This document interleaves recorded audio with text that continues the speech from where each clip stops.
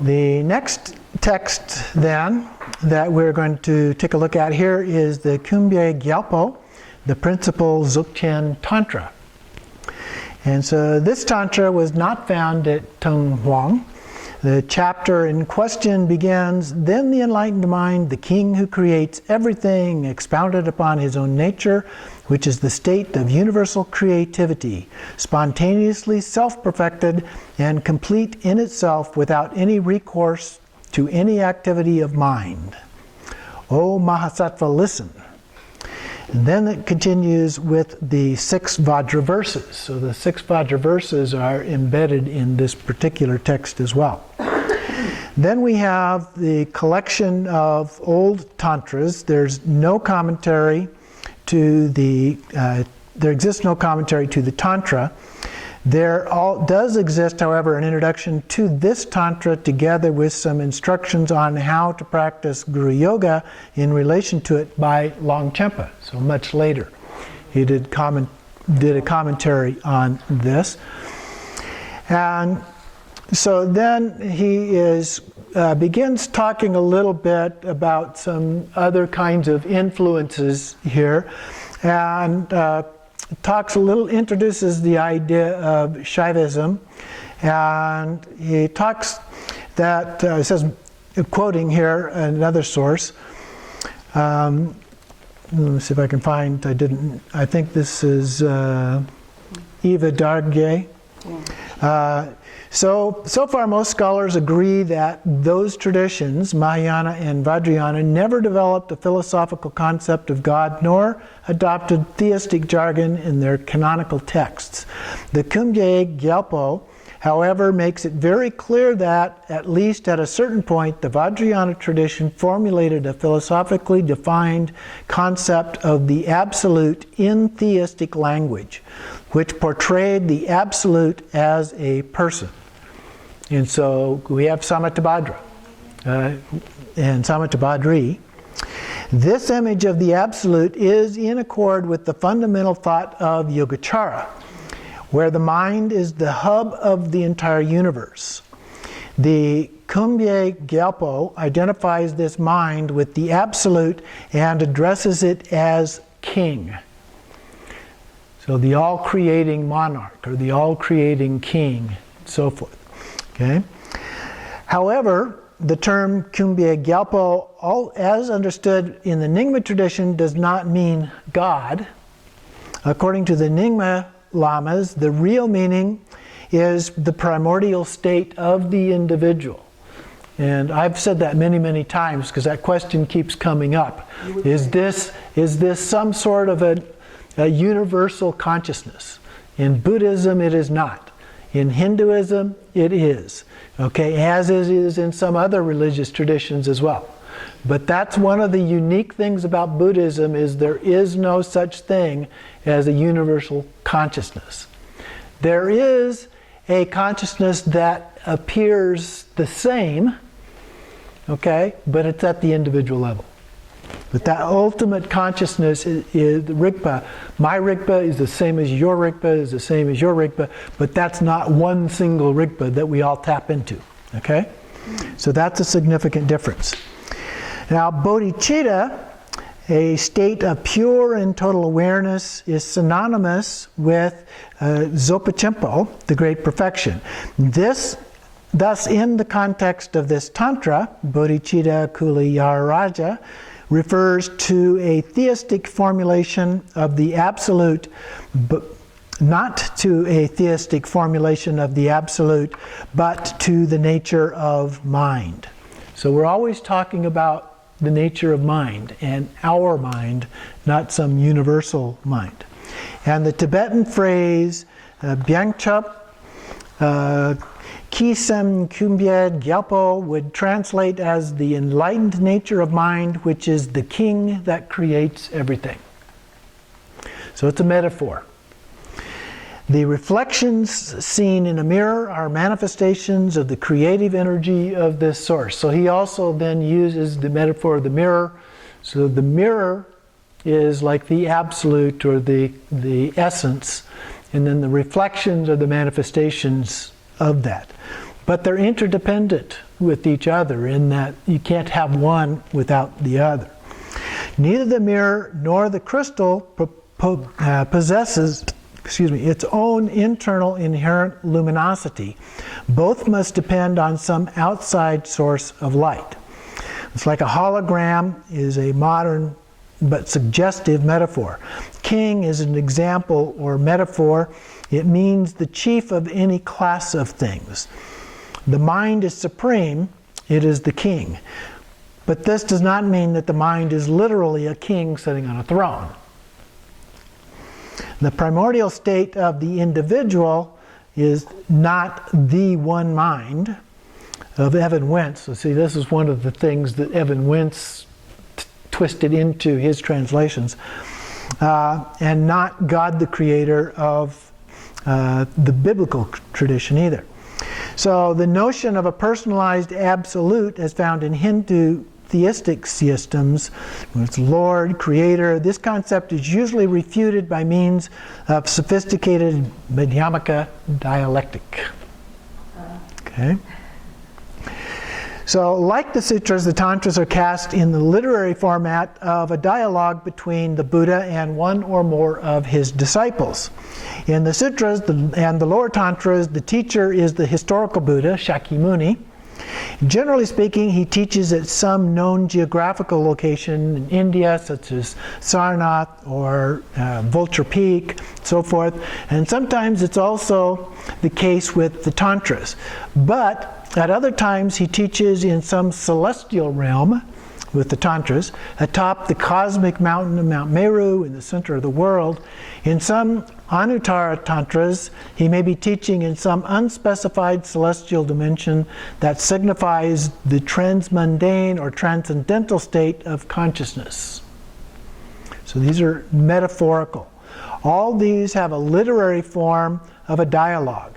This is true of the Dzogchen Tantras as well, where the primordial Buddha Samattabhadra, or Kuntusampo, expounds the teaching to his disciple Vajrasattva, or Dorje Sempa. The Kumbya Gyalpo, Buddhacita Kulayaraja, is the teacher who represents the Dharmakaya, which is beyond time and conditioning, or beyond samsara. The Dharmakaya is characterized by a twofold purity. It is inherently pure and free of all adventitious or accidental impurities. And its nature has never been changed. And the two obscurations, those would be the afflictive emotions and mental obscurations, the emotional and the intellectual. This may be compared to the nature of the mirror, which is in no way altered or modified by what it reflects. It is primordially pure, free of all thought constructions and all conceptual elaborations. Yet it possesses its own energy or capacity. It freely and spontaneously acts for the benefit of beings, still caught up in the delusion of samsara, manifesting as the Rupakaya.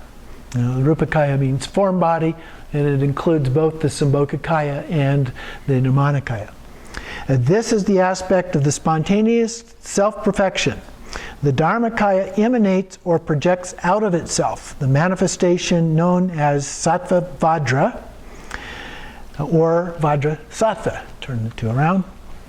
Envisioned as being blue in color, thus the teacher and his audience are in essence ultimately identical. Dujin Rinpoche has explained that these dialogues between Samattabhadra and the Dharma representing the Dharmakaya and Vajrasattva representing Sambhogakaya, which are found in the Dzogchen Tantras, actually take place primordially, outside of time and history. The teacher and the audience are one. So this dialogue is only an emanation or phantom show, manifested for the benefit and instruction of sentient beings. It's only the mind dialoguing with itself. And I don't know about you, but my mind does that every once in a while. This dialogue, though, it's only a convention a literary device. It is not something to be taken literally as an historical event like Moses' dialogue with God on Mount Sinai. It does not mean the absolute is a person who actually speaks to this or that other person. Now, personhood belongs to the realm of multiplicity, the domain of activities of the skandhas. So these are just literary devices to help us out. He goes on down at the bottom of that page, says Dzogchen, like Buddhist teaching in general, addresses sems means mind, as the central theme and problem in terms of both theory and practice. Mind creates the world of illusion or delusory appearances, and due to its activities, our primordial nature has been obstructed from time without beginning. Therefore, it is called the king who creates everything. But at the same time, the mind represents the soul path to liberation. So it is also known as the king, that is the awareness, which is self-knowing. There is no way to get at the state of the mirror except by way of the reflections. This same mind, or rather nature of mind, is both the basis of delusion and the basis of liberation. There is one base, but two paths. We are enslaved by mind, and we are liberated by mind. So that's a little bit of the dilemma that we face in doing this, is that in terms of absolute and relative, okay, we can't use absolute mind to recognize absolute mind. We have to use relative mind in order to get there. Okay? So that is the dilemma. It's the only way that we can actually get there. Our conventional dualistic consciousness lives in these projections, a holographic structure, believing them to be objective realities instead of self-creations. This is what is meant here by the Creator, and not some transcendent God or supreme person who creates the universe.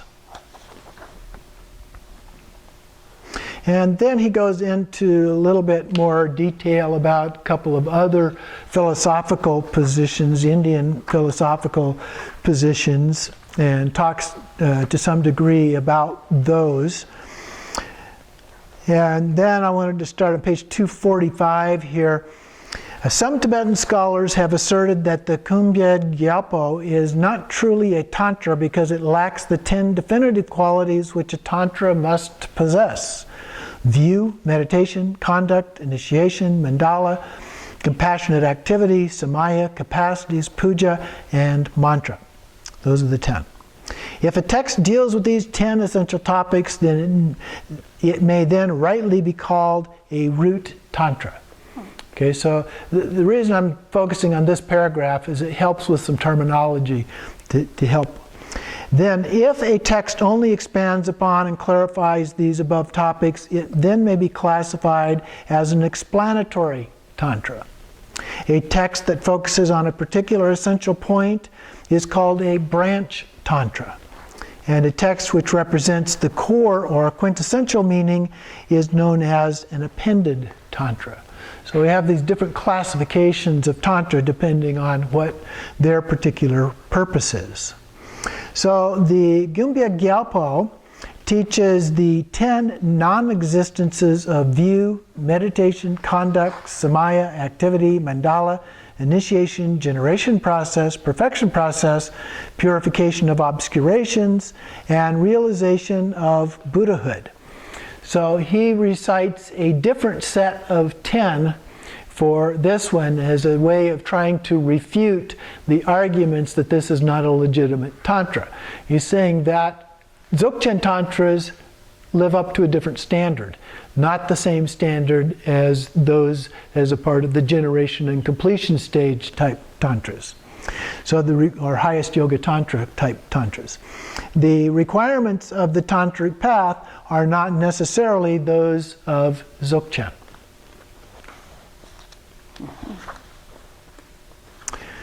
So that's the essence of the discussion here about this particular text.